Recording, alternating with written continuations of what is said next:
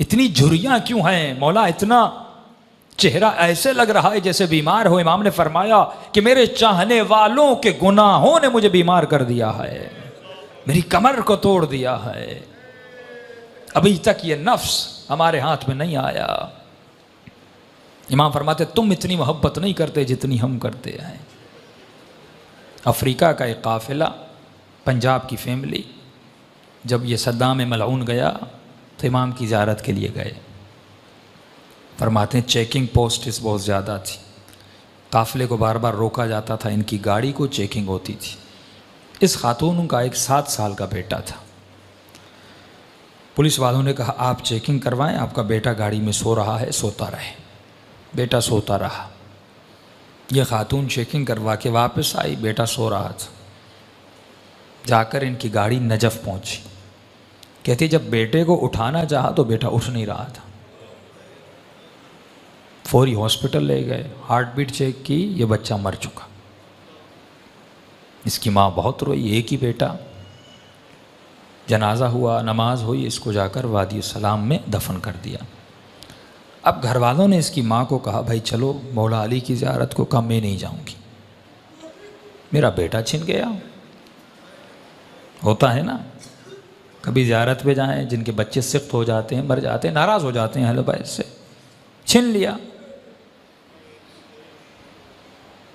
जब छठे इमाम का बेटा जनाब इस्माइल बीमार था तो मौला का सहाबी कहता मैंने इमाम को बहुत परेशान देखा, घर से आ रहे हैं जा रहे हैं। थोड़ी देर के बाद इमाम बाहर आए, चेहरे पे इत्मीनान और एक ही जुमला था इन्ना लिल्लाह व इन्ना इलैहि राजिऊन। मैंने कहा मौला जब जिंदा था परेशान, अब चला गया इतना इत्मीनान। इमाम ने कहा जब हमारे बच्चे बीमार होते हैं, जब जिंदा हैं, हम पूरी कोशिश करते हैं कि उनकी सेहत और सलामती आ जाए, दवाई डॉक्टर, लेकिन जब खुदा ले लेता है, उसकी अमानत थी, जिस पे वो राज़ी उस पे हम राज़ी हो जाते हैं। फिर हम परेशानी ज़बज़बा उसका शिकार नहीं होते। ये खातून मौला अली की ज़ियारत पे नहीं गई, कहा मेरा बेटा इमाम ने छीन लिया, मैं नहीं जाऊंगी।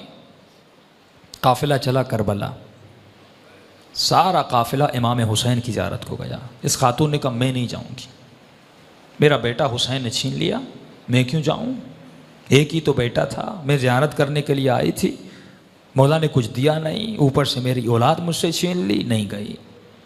फरमाया आखिरी 2 दिन बचे। लोगों ने कहा भाई अब्बास की कब्र पे चलो, जाकर दुआ मांगो, क्यों यहाँ पे रो रही हो। रो रो के कहती है नहीं ये बाबुल हवाइज है, अगर मेरे आका है तो मेरा बेटा मुझे पलटा दें।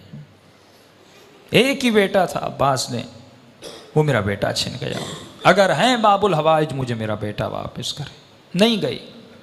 का आखिरी दिन कुछ ही घंटे बचे। माँ ने कहा बेटी थोड़ी देर के लिए चलो, बेअदबी है, बेएहतरामी है, करबला आई हो ज़ियारत के लिए, एक बेटा छीना दूसरा दे देंगे, उन्हीं की अमानत थी, उन्होंने ले लिया वापस। बेटी को ज़बरदस्ती ले गए। ये कहती है जैसे मैं अब्बास की कब्र के किनारे पे गई, रो रही थी, मौला की कब्र को देख रही थी, और दिल ही दिल में या बाबुल हवाइज या बाबुल हवाइज। कहती एक मरतबा मैंने देखा एक 7 साल का बच्चा अम्मा अम्मा करके दौड़ता हुआ आ रहा। कहती मैं परेशान हो गई, कहीं शिद्दत गम की वजह से कि ये कैफियत तो तारी नहीं हो कि अपने बेटे को देख रही हो। कहा नहीं, आके मुझे लिपटा।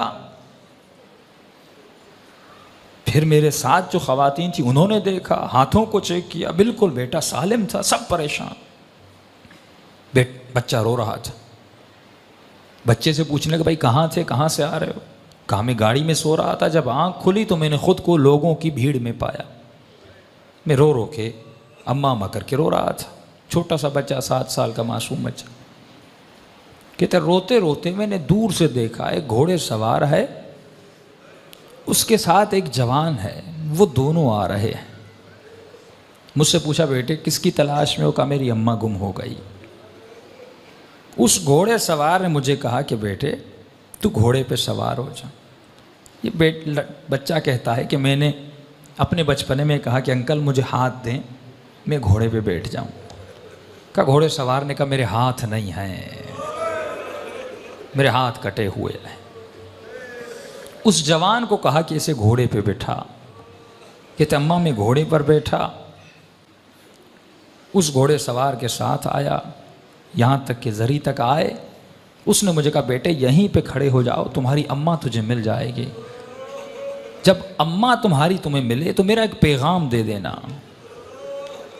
का कौन सा पैगाम? का अपनी अम्मा को कहना कि हमसे नाराज मत हुआ करें।